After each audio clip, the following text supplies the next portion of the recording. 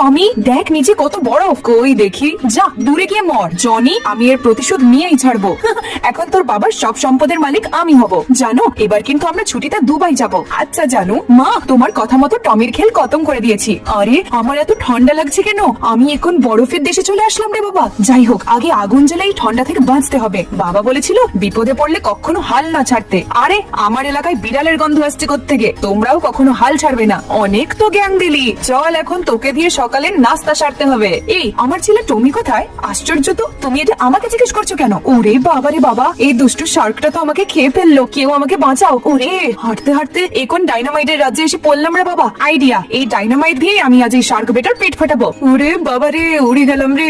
এই তো আমি আমার শহরে এসে পড়েছি বাবা। দরজা খোলা, আমি এসে পড়েছি। জানো বাবা, ওই সৎমার জনি প্ল্যান করে আমাকে হেলিকপ্টার থেকে নিচে ফেলে দিয়েছিল। কি ওদের এত সাহস! হ্যালো পুলিশ স্টেশন, দ্রুত চলে আসুন। দুটি অপরাধীকে অ্যারেস্ট করতে হবে। জি আমরা এখনই আসছি। কিন্তু আম্মু, কেউ এখনো আমাদের জন্য লাইক সাবস্ক্রাইব করলো না।